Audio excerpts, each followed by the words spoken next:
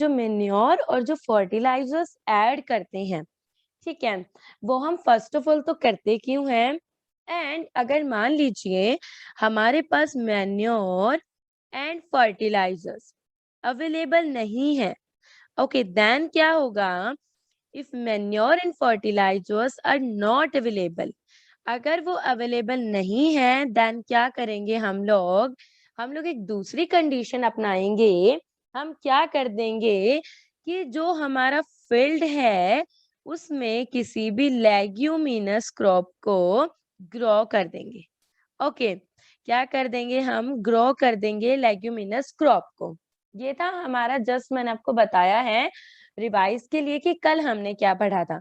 Today's our topic is cell. Okay, so before we discussing cell, मैं आपको बहुत basic सी चीजें बताती हूँ। First of all, what is a cell? अब सेल बोलते किसको हो? अगर मैं हिंदी में बात करती हूँ तो हिंदी में सेल का मतलब होता है कोशिका। ओके, कोशिका। अब इसकी अगर आपसे कोई डेफिनेशन पूछता है तो आप डेफिनेशन क्या दोगे? कि a cell is the smallest unit of life. Okay, कि जो हमारी लाइफ है, जो हमारा जीवन है, उसकी जो सबसे छोटी इकाई है, स्मॉलेस्ट यूनिट है, आप उसको एक नाम देते हो और क्या बोलते हो? आप उसको सेल बोलते हो। मान लो अगर आपको ये डेफिनेशन याद नहीं रहती है तो एक और डेफिनेशन है। आप क्या बोल सकते हो? That cell is the basic structural and functional unit of life. Okay, अब क्या बोलोगे? दूसरी definition, that cell is the basic structural and functional unit of life. अब यहाँ पे स्ट्रक्चरल का और फंक्शनल का मतलब क्या है? ठीक है, देखो, स्ट्रक्चर का मतलब ये है स्टूडेंट्स कि मान लीजिए हमारे पास कोई एक सिंगल सेल है, ठीक है, उस एक सिंगल सेल से हमारे पास क्या होता है? जब बहुत सारी सेल्स का ग्रुप हो जाता है तो क्या बनते हैं? उस बहुत सारी सेल्स के ग्रुप को हम लोग क्या नाम देते हैं? Tissue.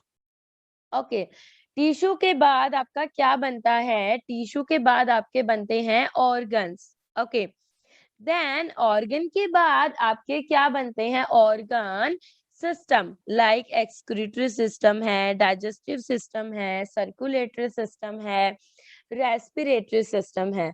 After the organ system the organism is formed. Okay, तो देखो कि हमारी एक छोटी सी सेल से क्या बन गया? पूरा एक ऑर्गेनिज्म बन गया। कैसे? कि जो सेल है उसके बाद सेल्स जो हैं वो आपस में ज्वाइन करती हैं तो एक स्ट्रक्चर बनता है जिसको हम बोलते हैं टिश्यू। ठीक है, जब टिश्यू आपस में ज्वाइन करते हैं तो ऑर्गन्स बनता है, ऑर्गन से ऑर्गन सिस्टम बनता है और ऑर्गन सिस्टम से क्या बनता है? ऑर्गेनिज्म। तो इसी वजह से हम इसको क्या बोलते हैं? Structural unit of life. अगर मैं बात करती हूँ फंक्शनल यूनिट की, तो आपको पता है फंक्शनल यूनिट में आप क्या बोलोगे? कि मान लीजिए जो हमारी सेल होती है वो मैंने यहाँ बोला कि ऑर्गन सिस्टम बनाती हैं। अब मान लीजिए रेस्पिरेटरी सिस्टम है, ओके, या फिर सर्कुलेटरी सिस्टम है। तो अब इन सारे सिस्टम्स को जो परफॉर्म करते हैं, लाइक रेस्पिरेटरी सिस्टम जो होता है और सर्कुलेटरी सिस्टम जो होता है, मेनली क्या होगा? कि सर्कुलेटरी सिस्टम में हमारी जो हार्ट है वो मेनली ब्लड को सप्लाई करता है।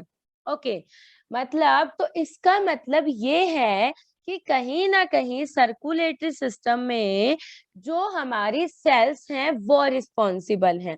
ओके, वही फंक्शन कर रही हैं कि कौन सी चीज को कहाँ लेकर जाना है, कौन सा फंक्शन अभी मुझे परफॉर्म करना है।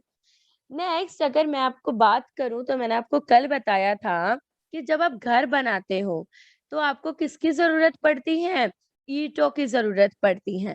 तो जब ईंटें मिलेंगी तो क्या बनेगा? घर बनेगा। वैसे ही जो लिविंग ऑर्गेनिजम्स की बॉडी है वो भी क्या बनती है? छोटी छोटी यूनिट से बनती हैं, छोटी छोटी इकाई से मिलकर बनती है, और आप उसी इकाई को क्या बोलते हो? सेल्स बोलते हो। क्या बोलते हो? सेल्स बोलते हो। तो आप क्या बोलोगे? That the bodies of living organisms, जो बॉडी होती हैं लिविंग ऑर्गेनिजम्स की, वो बनती हैं। किससे बनती हैं?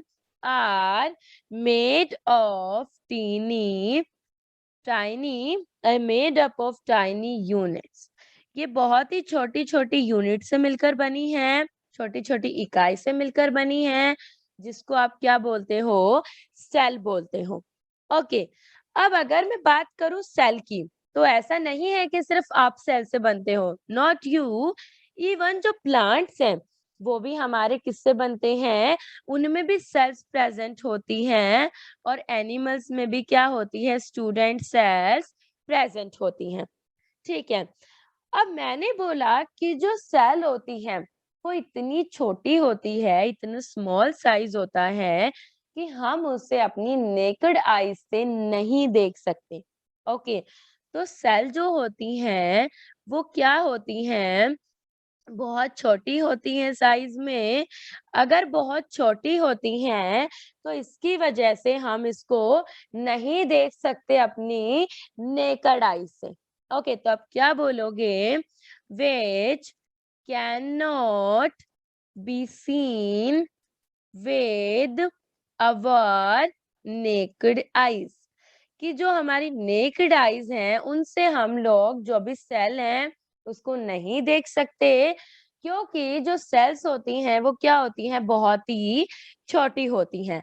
अब अगर आप मान लीजिए आप बोल रहे हैं कि आप नहीं देख सकते नेकेड आईज से, अगर आप नेकेड आईज से नहीं देख सकते तो क्या होगा? अगर आप नेकेड आई से नहीं देख सकते तो फिर आप किससे देख पाओगे? आप देख पाओगे एक इंस्ट्रूमेंट से। ओके, उस इंस्ट्रूमेंट को आप क्या बोलोगे? माइक्रोस्कोप बोलोगे।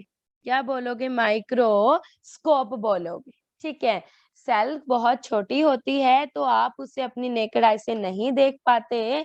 अगर आप नहीं देख पाते तो क्या होगा? ये हमारी एक इंस्ट्रूमेंट से देखी जाएगी, and that instrument is known as microscope. Okay, अब मैं बात करती हूँ छोटी सी, कि मान लीजिए सेल है, मैंने बोला कि प्लांट में भी प्रेजेंट होती है और एनिमल सेल में भी प्रेजेंट होती है। तो अगर हम एनिमल सेल की बात करते हैं तो इस बेसिस पे जो हमारे ऑर्गेनिजम्स होते हैं स्टूडेंट्स, वो दो टाइप के होते हैं। कौन कौन से? एक जो मतलब सेल्स ऑर्गेनिजम्स होंगे वो मेनली दो टाइप के होंगे on the basis of cell. एक हमारे होते हैं यूनी सेल्यूलर ऑर्गेनिजम्स। ओके, और जो दूसरे हमारे होते हैं वो कौन से होते हैं? Multi cellular.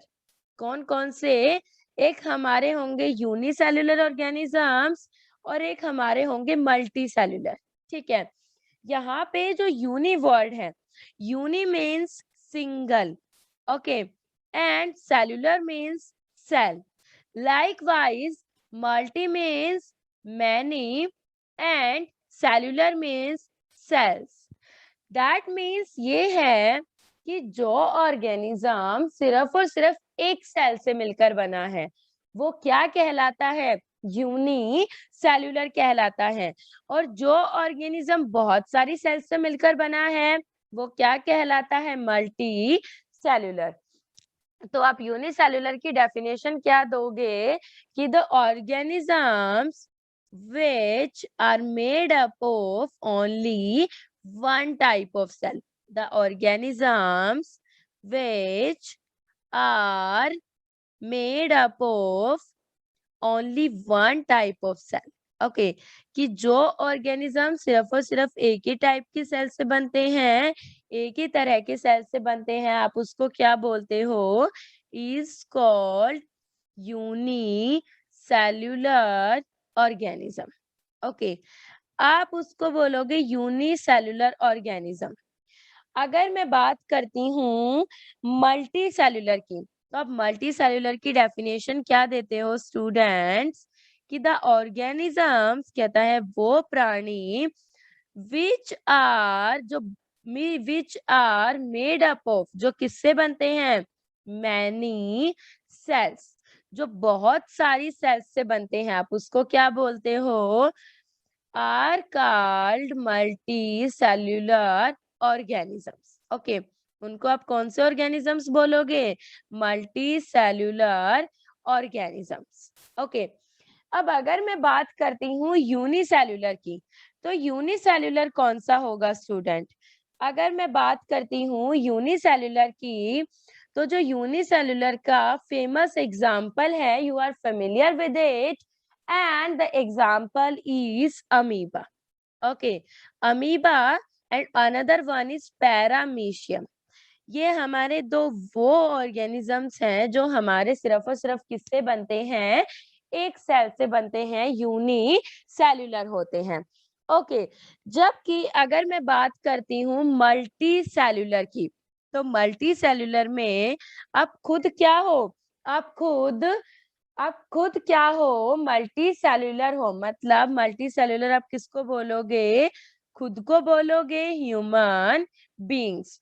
जो मनुष्य होते हैं वो क्या होते हैं स्टूडेंट, मल्टी सेल्यूलर होते हैं, मतलब बहुत सारी जो सेल्स हैं उनसे मिलकर मनुष्य बनते हैं। ओके, अब मैंने आपको ये बता दिया कि what is unicellular, what is multi cellular, ये सब आपको बता दिया। अब मैंने आपको बताई कि मेनली जो हमारी सेल्स होती हैं वो कितने टाइप की होती हैं, 2 टाइप्स की। तो cells are mainly of 2 types, 2 तरह की हमारी सेल्स होती हैं। कौन कौन सी सेल्स होती हैं वो देखो, एक हमारी जो होती है student, one is plant cell and the another one is animal cell. Okay, अगर मैं बात करूं तो एक होती है प्लांट सेल और एक होती है एनिमल सेल। अब प्लांट और एनिमल सेल में कुछ डिफरेंस भी हैं और कुछ, मतलब ये समझ लीजिए कि डिफरेंस भी है और सिमिलैरिटी भी है। तो डिफरेंस और सिमिलैरिटी क्या होंगी, अगर मैं सबसे पहले बात करूं प्लांट और एनिमल सेल की, तो सीधा डिफरेंस पे जाने से पहले मैं आपको सबसे पहले डायग्राम्स है एक बार उससे समझा देती हूँ। ओके, आपको बेटर समझ आएगा। देखो कि मतलब जो हमारी प्लांट सेल है, जो एनिमल सेल है, उनमें डिफरेंस क्या होता है। सो स्टूडेंट, सबसे पहले अगर मैं बात करती हूँ इन दोनों के डिफरेंस की, तो आप ये देखोगे कि इन दोनों में क्या कॉमन क्या है। Okay, so here is this diagram. देखो, सबसे पहले आपको क्या देखने को मिलेगा, ये स्टूडेंट हमारी है एनिमल सेल और ये है हमारी प्लांट सेल। क्लियर है। अब क्या होगा वो सुनो, सबसे पहले क्या होता है, सबसे पहले जब हम एनिमल सेल बनाते हैं तो आप क्या देखते हो कि जो आउटर कवरिंग है हमारी, जो ये वाली आपको बाहर की कवरिंग दिख रही है, आप इसको क्या बोलते हो, आपको ये डायग्राम साथ साथ ड्रॉ करना है। जो आपकी आउटर कवरिंग है आप इसको क्या बोलते हो स्टूडेंट, सेल मेम्ब्रेन। ओके, अब इस सेल मेम्ब्रेन के अंदर जो चीजें प्रेजेंट हैं हम उनके बारे में पढ़ते हैं कि कौन कौन सी चीजें हैं जो सेल मेम्ब्रेन के अंदर प्रेजेंट हैं। तो कौन कौन सी चीजें हैं स्टूडेंट्स वो हम बात करते हैं। सबसे पहले अगर मैं बात करती हूँ तो सबसे पहले जो मेरी चीज है वो सेल मेम्ब्रेन है। उसके बाद यहाँ पे ये डॉट डॉट डॉट डॉट आपको बहुत माइन्यूट डॉट्स दिख रहे हैं, ठीक है। ये जो बहुत माइन्यूट डॉट्स होते हैं, ये वाले देखो, ये जो ब्लैकिश ब्लैकिश आपको दिख रहे हैं ना, जैसे ये वाले। ओके, ये जो ब्लैकिश ब्लैकिश डॉट्स यहाँ प्रेजेंट हैं, इनको आप लोग क्या नाम देते हो, साइटोप्लाज्म। क्या बोलते हो, साइटोप्लाज्म। साइटोप्लाज्म होता कैसा है, आप लोग जेली खाते हो ना, मतलब चिपचिपे से थोड़ी गिल गिली, तो ये भी हमारा कैसा होता है, जेली लाइक मटेरियल। ओके, कैसा होता है ये भी, जेली लाइक मटेरियल। अगर मैं उसके बाद बात करती हूँ तो जेली लाइक मटेरियल, उसके बाद क्या होगा? ठीक है, उसके बाद हमारा जो स्ट्रक्चर प्रेजेंट होगा वो हमारा कौन सा होता है? वो होता है न्यूक्लियस। ओके, न्यूक्लियस क्या होता है? ये क्या करता है? ये एक बहुत बड़ा एरिया होता है, बहुत बड़ा स्ट्रक्चर होता है, जो क्या करता है यहाँ पे तैरता रहता है। कि सेल है, ठीक है, और उसमें क्या करेगा? ये बिल्कुल फ्लोट करेगा, तैरेगा, ठीक है। देन उसके बाद अगर मैं बात करती हूँ माइटोकॉन्ड्रिया की, न्यूक्लियस के बाद अगर मैं बात करती हूँ माइटोकॉन्ड्रिया, तो माइटोकॉन्ड्रिया ये क्या होती हैं? बहुत ही छोटी बॉडीज होती हैं, स्मॉल बॉडीज। ओके, अब नेक्स्ट अगर मैं इसके बाद बात करती हूँ वैक्यूल की, तो वैक्यूल वैक्यूल अगर आप एनिमल सेल का देखोगे तो देखो कितना छोटा सा है, बहुत ही स्मॉल है। लेकिन अगर आप यही वैक्यूल प्लांट सेल में देखते हो तो देखो कितना बड़ा है। तो सबसे पहले मैंने आपको नेमिंग बताई एनिमल सेल की, कि बाहर सेल मेम्ब्रेन होगी, अंदर जेली लाइक मटेरियल होगा जिसको आप साइटोप्लाज्म बोलोगे। देन उसके बाद एक बहुत बड़ा स्ट्रक्चर होगा जो तैरता रहता है, उसे आप न्यूक्लियस बोलोगे। उसके बाद छोटी छोटी बॉडीज होती है जिनको आप माइटोकॉन्ड्रिया बोलते हो। एंड एट लास्ट वैक्यूल्स होते हैं जो बहुत ही छोटे होते हैं। अगर उसके बाद मैं प्लांट सेल की बात करती हूँ तो देखो यहाँ पे सबसे जो आउटर कवरिंग होती है आपने उसको क्या बोला है? सेल वॉल बोला है। क्या बोला है? Cell wall. देन उसके बाद ये तो हमारी आउटर वाली कवरिंग है जिसको हम लोग सेल वॉल बोल रहे हैं। उसके बाद सेल वॉल जो होती है, उसके बाद एक अंदर जो प्रेजेंट होती है स्ट्रक्चर, उस स्ट्रक्चर को आप क्या बोलते हो? Cell membrane. ओके, तो सबसे जो आपकी आउटर वाली होती है आप उसको बोलते हो सेल वॉल, और सेल वॉल के अंदर एक स्ट्रक्चर प्रेजेंट होगा, आप उस स्ट्रक्चर को क्या बोलोगे? Cell membrane. ओके, ये वाला जो आपको दिख रहा है, ये वाला, ठीक है, इसको आप क्या बोलते हो स्टूडेंट? Cell membrane. ओके, अब आपने यहाँ देखा, आपको खुद डिफरेंस नजर आया होगा कि यहाँ पे जो एनिमल सेल है उसमें कोई भी सेल वॉल प्रेजेंट है ही नहीं, बल्कि जब मैं बात करती हूँ प्लांट सेल की तो सेल वॉल प्रेजेंट है। ठीक है, दूसरा मैंने बोला सेल मेम्ब्रेन एनिमल सेल में भी प्रेजेंट है और प्लांट सेल में भी प्रेजेंट है।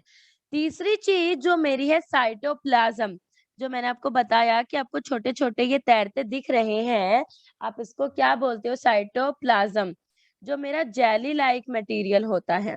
ओके, उसके बाद जो मेरा ये बहुत बड़ा स्ट्रक्चर है जो मेरा इसमें तैर रहा है, आपने इसको क्या नाम दे दिया स्टूडेंट्स? न्यूक्लियस। ओके, अब देखो न्यूक्लियस तो ठीक है यहाँ तक, तो अब उसके बाद क्या होता है एक्चुअल में कि हमारे जो भी प्लांट्स होते हैं उनमें मैंने आपको ये बताया था कि क्लोरोफिल प्रेजेंट होता है, जो एक ग्रीन कलर का पिगमेंट होता है और जो फोटोसिंथेसिस के प्रोसेस में हेल्प करता है। ठीक है, जो ये ग्रीन कलर का पिगमेंट है मैंने आपको ये भी बताया था कि ये प्रेजेंट होता है लीव्स में, और लीव्स में एक स्ट्रक्चर होता है दैट इज क्लोरोप्लास्ट, बताया था आपको अच्छे से। तो जो क्लोरोप्लास्ट होता है वो हमारा क्या होता है? ग्रीन कलर का पिगमेंट होता है। कैसे कलर का पिगमेंट होता है? ग्रीन कलर का पिगमेंट। यहाँ सभी को आपको शो हो रहा होगा, ये जो ग्रीन पिगमेंट है हमारा, ये वाला जो पिगमेंट है, आई होप आपको सभी को अच्छे से दिख रहा होगा। ये जो ग्रीन कलर का, ये देखो, ये जो ग्रीन कलर का पिगमेंट है ये क्या है हमारा स्टूडेंट? क्लोरोप्लास्ट है। देन उसके बाद माइटोकॉन्ड्रिया, तो माइटोकॉन्ड्रिया प्लांट सेल में भी प्रेजेंट है और एनिमल सेल में भी प्रेजेंट है। बट अगर मैं बात करती हूँ वैक्यूल की, तो आपने वैक्यूल के बारे में क्या देखा कि जो एनिमल सेल में वैक्यूल है वो बिल्कुल छोटा सा है, लेकिन अगर प्लांट सेल में वैक्यूल की बात करूं तो जो प्लांट सेल में वैक्यूल है वो कैसा है? बहुत ही बड़ा है। ठीक है, अब मैंने आपको बता दी इनके डायग्राम, कि आपको क्या-क्या चीजें कॉमन लग रही हैं। तो देखो, आपको कॉमन क्या-क्या लग रहा है? आपको लग रहा है कि दोनों में सेल मेम्ब्रेन प्रेजेंट है, सबसे पहली बात। दूसरी बात, इनमें कॉमन क्या है? साइटोप्लाज्म कॉमन है। ओके, थर्ड चीज अगर मैं बात करती हूँ तो इनमें कॉमन क्या है? तीनों दोनों में न्यूक्लियस कॉमन है। देन फोर्थ जो कॉमन है that is mitochondria. Okay, and then उसके बाद माइटोकॉन्ड्रिया के बाद जो हमारा कॉमन है वैसे तो वो वैक्यूल है, बट वैक्यूल में डिफरेंस है कि जो एनिमल सेल है उसमें वैक्यूल छोटा होगा और जो प्लांट सेल है उसमें वैक्यूल बड़ा होगा। ठीक है, अब देखो, अब अगर मैं बात करती हूँ तो अब मैं आपको एक एक करके सबसे पहले इनके फंक्शन बताती हूँ कि इनके फंक्शन क्या होंगे। ओके, सो सबसे पहले मैं आपको एक बार जस्ट पढ़ा देती हूँ क्या, कि the cell consist of a jelly like material.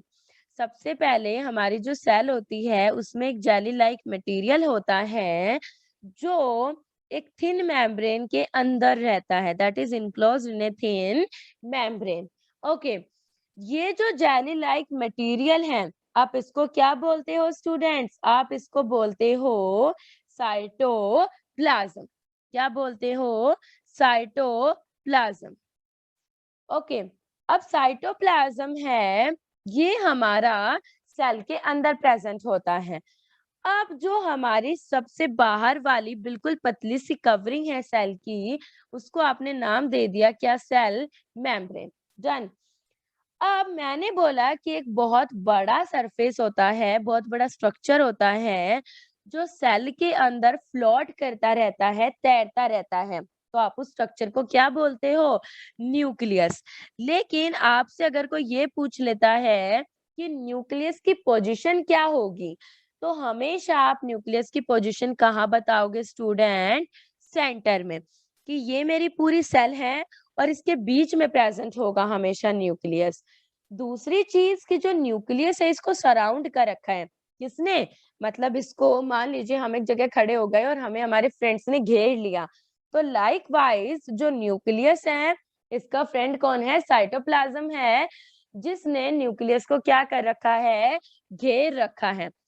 अब यहाँ पे कुछ छोटी-छोटी बॉडीज प्रेजेंट हैं जिनको आप नाम देते हो माइटोकॉन्ड्रिया। ओके, एंड देन उसके बाद यहाँ पे छोटे-छोटे एयर स्पेसिस प्रेजेंट हैं जिनको आप नाम देते हो वैक्यूल्स। यहाँ तक आई होप सभी को समझ आ गया होगा कि एनिमल और प्लांट सेल होती क्या है। ओके, उसमें सबसे बड़ी बात कि कौन-कौन से स्ट्रक्चर होते हैं। अब अगर मैं बात करती हूँ फंक्शंस की, तो आप फंक्शंस को कैसे बताओगे? फंक्शंस में आप सबसे पहले हम लोग आउटर कवरिंग से स्टार्ट करते हैं ताकि आप लोगों को अच्छे से समझ आ जाए। तो अगर मैं सबसे पहले बात करती हूँ सेल मेम्ब्रेन की स्टूडेंट्स, तो सेल मेम्ब्रेन क्या करेंगी? एक बार मैं आपको समझा देती हूँ, देन मैं आपको वापस बुक का पेज शो कर दूंगी। Okay, first of all, function of cell membrane. Okay, कि जो सेल मेम्ब्रेन होती है उसका क्या फंक्शन होगा? क्या फंक्शन होगा स्टूडेंट? सबसे पहली बात ये लगा लीजिए कि सेल मेम्ब्रेन है वो आप खुद हो।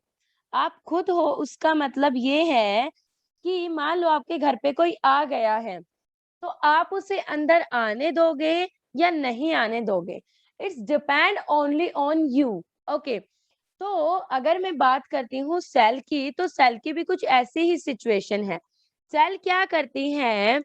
ये अगर कोई मटेरियल सेल के अंदर आ रहा है एंड सेल के बाहर जा रहा है, उसकी ये देखभाल करेगी। ओके, तो क्या होगा सबसे पहले कि जो हमारी सेल मेम्ब्रेन होती है उसका फर्स्ट फंक्शन क्या होता है?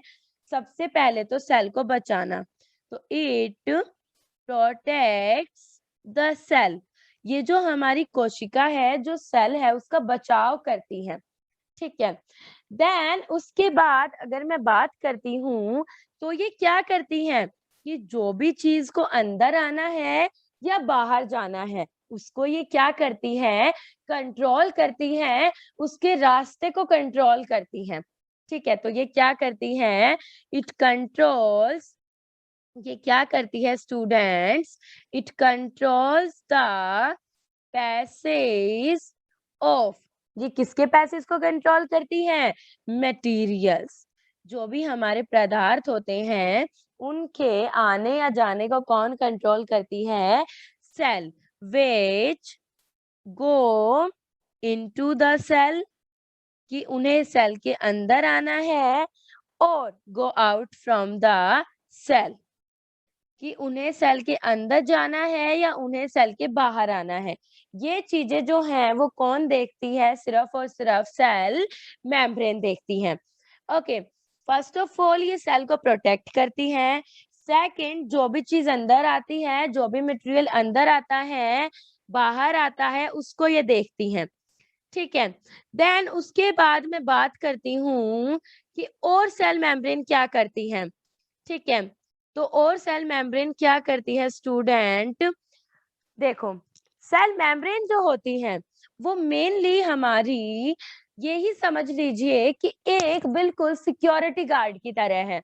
ये सिक्योरिटी गार्ड ये देखता है कि कौन अंदर आ रहा है, कौन अंदर जा रहा है, तो ये एज ए सिक्योरिटी गार्ड काम करती है, चोरों से बचाती है। मतलब हमारी, अब हमारी बॉडी में चोर तो नहीं घुसेंगे, बट डिजीज कॉजिंग ऑर्गेनिज्म जरूर घुस सकते हैं जो बीमारी करते हैं, तो ये सेल को पहले ही बता देती हैं कि कोई ना कोई आ रहा है, ठीक है, नुकसान पहुंचाने। अब अगर मैं सबसे, मैंने बात कर ली यहाँ पे सेल मेम्ब्रेन की, अब मैं बात करती हूँ सेल मेम्ब्रेन के बाद सेकंड जो चीज थी उसकी, दैट इज न्यूक्लियस। ओके, अब अगर मैं सेकंड बात करती हूँ न्यूक्लियस की, तो न्यूक्लियस को आप कैसे बताओगे, न्यूक्लियस में आप क्या बोलोगे, आपको मैं एक बार वो डायग्राम वापस शो कर देती हूँ ताकि आप लोग भूलो ना उस चीज को। ओके, सो देखो, यहाँ पे मैंने आपको बता दिया। अब मैं बात करती हूँ सेकंड न्यूक्लियस की, कि न्यूक्लियस का फंक्शन क्या होता है। तो फंक्शन ऑफ न्यूक्लियस, न्यूक्लियस का क्या फंक्शन होगा स्टूडेंट, ध्यान से देखना सब लोग, न्यूक्लियस का फंक्शन क्या होता है। सबसे पहली बात, कि जो न्यूक्लियस होता है वो क्या करता है, जितनी भी सेल्स की एक्टिविटीज हैं, जितनी भी सेल्स की हरकतें हैं, उनको क्या करेगा, कंट्रोल करेगा। क्या करता है, it controls, it controls all the activities of, किसको कंट्रोल करता है, ये कंट्रोल करता है किसकी एक्टिविटीज की, सेल की एक्टिविटीज को। ओके, ये क्या करता है, जो भी सेल्स की एक्टिविटीज हैं उनको कंट्रोल करता है। कौन कंट्रोल करता है, न्यूक्लियस कंट्रोल करता है। जैसे सेल की ग्रोथ हो रही है या नहीं हो रही है, सेल कहीं रुक तो नहीं गई है, इस टाइप से। ओके, अगर मैं इसके बाद बात करती हूँ कि जो न्यूक्लियस का फंक्शन है उसमें क्या होता है, न्यूक्लियस में हमारे जो क्रोमोसोम्स होते हैं, ठीक है, वो प्रेजेंट होते हैं। क्या प्रेजेंट होते हैं, क्रोमोसोम्स प्रेजेंट होते हैं। ओके, मेनली जो डीएनए है वो प्रेजेंट है, तो डीएनए के अंदर क्रोमोसोम्स मिलेंगे। थर्ड, अगर मैं चीज करती हूँ, स्टूडेंट्स आपको मेरी स्क्रीन क्लियर नहीं है क्या, देखो, अगर मैं बात करती हूँ तो मैंने बता दिए न्यूक्लियस जो है वो सबसे पहले सारी एक्टिविटीज को कंट्रोल करता है। उसके बाद इसमें डीएनए है जिसमें क्रोमोसोम प्रेजेंट होता है।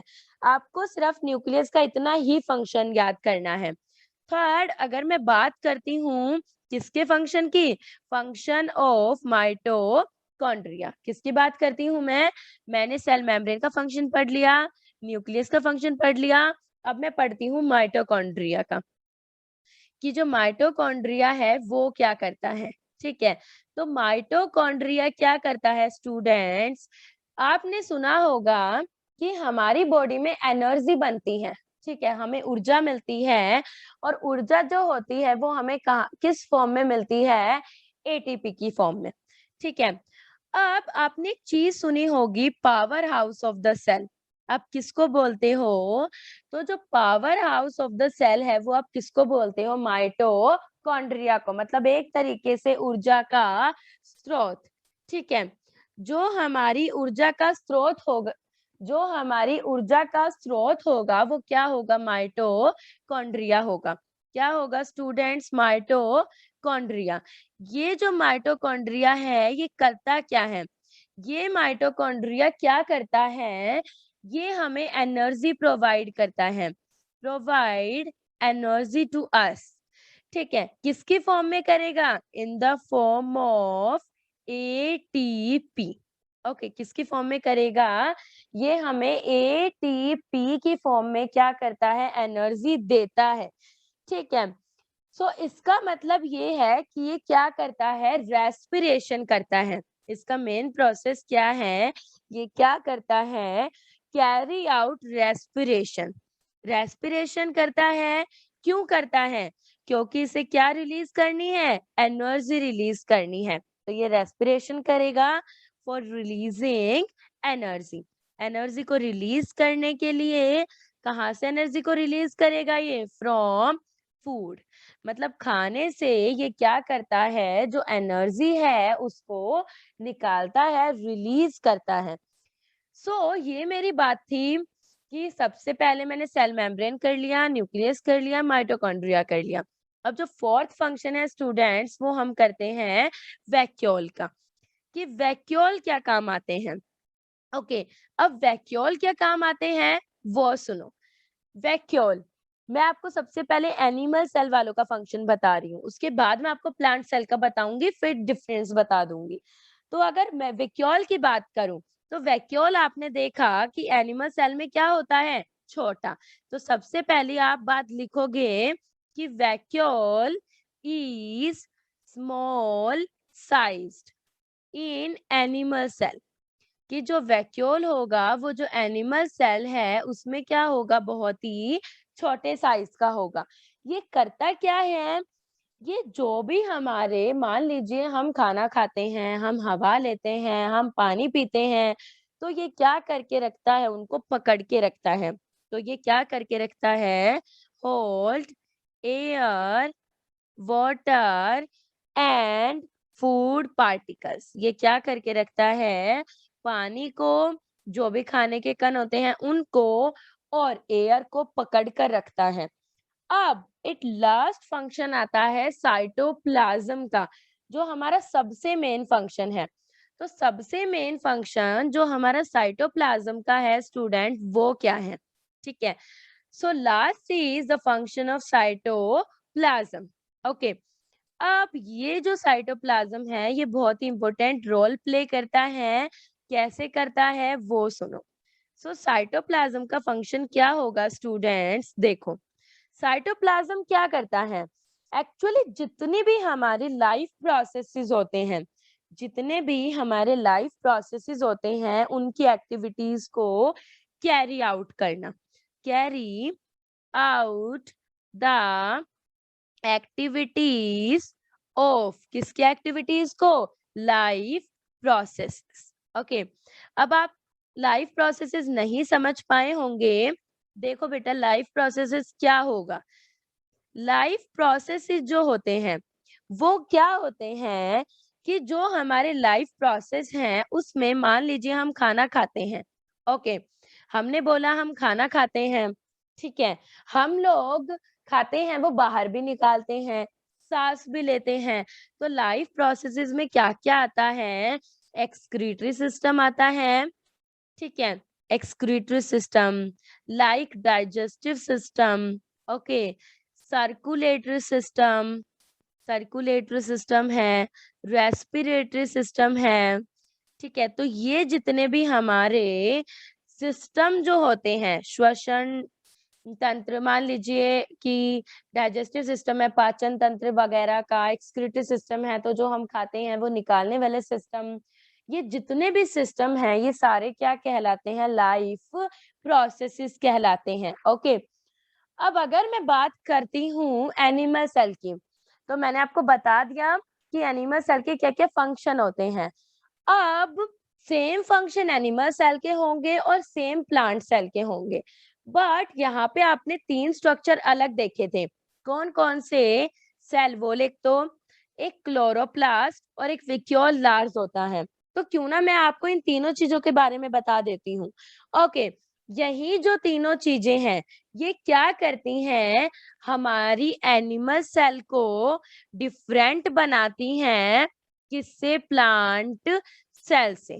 ओके, सिर्फ और सिर्फ ये तीनों चीजें प्रेजेंट होने की वजह से हमारी जो एनिमल सेल है वो डिफरेंट होती है। किससे? प्लांट सेल से।